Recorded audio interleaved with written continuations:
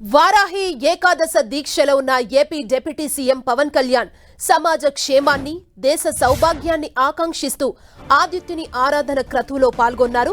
మంగళగిరిలోని జనసేన కేంద్ర కార్యాలయంలో ఆదిత్య యంత్రం ఎదుట ఆసీనులైన జనసేన అధినేత ప్రత్యక్ష భగవానుణ్ణి వేద పండితుల మంత్రోచ్చరణల నడుమ పూజలు నిర్వహించారు. జగత్తుకి వెలుగులు ప్రసాదించే ఆదిత్యుని నెలకో పేరుతో ఆరాధిస్తారు. కాలాన్ని అనుసరించి సూర్యుణ్ణి ఆరాధించే రూపాలనే ద్వాదశ ఆదిత్యులు అని చెబుతారు. ఆదిత్యుడిని ఆరాధించేందుకు ఎన్నో పద్ధతులున్నాయి. వాటిలో అర్చన, జపం, ప్రదక్షిణ, నమస్కారం, ఆర్జ్యం, ధ్యానం, నిష్ఠ అనే 6 పద్ధతులు అత్యంత ముఖ్యమైనవి. నిత్యం సూర్యుడికి 6 పద్ధతులు భక్తి ప్రపత్తులతో నిర్వహించే వారికి సర్వకార్యాలు సిద్ధిస్తాయి. ఆరోగ్యానికి ఆదిత్యుని ఆరాధనను మించిన దివ్యమైన ఔషధం లేదు.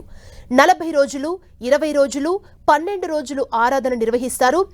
ఏకాదశ అంటే 11 రాత్రులు పూర్తయ్యాక 12వ రోజు దీక్ష విరమిస్తారు. ఇందులో భాగంగా పవన్ 11 రోజుల దీక్షను చేపట్టారు. సకల కార్యాలకు ఆదిత్యుని ఆరాధన అత్యుత్తమమని ధర్మశాస్త్రాల్లో ఉంది.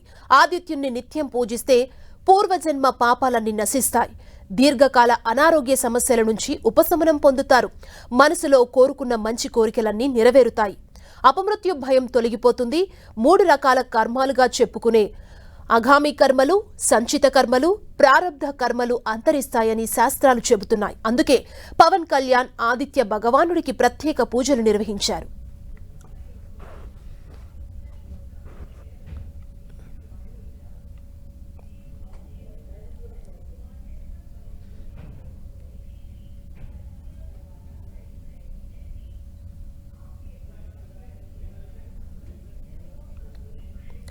మనం చూడొచ్చు పూజా కార్యక్రమాలు AP deputy CM Pawan Kalyan నిర్వహిస్తున్నారు.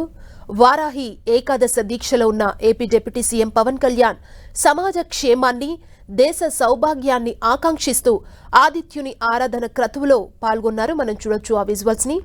మంగళగిరిలోని జనసేన కేంద్ర కార్యాలయంలో ఆదిత్య యంత్రం ఎదుట ఆసీనులైన జనసేన అధినేత ప్రత్యక్ష భగవానుణ్ణి వేద పండితుల మంత్రోచ్చరణ నడుమ పూజలు నిర్వహించారు. జగత్తుకి వెలుగులు ప్రసాదించే ఆదిత్యునికి నెలకో పేరుతో ఆదిత్యుని ఆరాధిస్తుంటారు.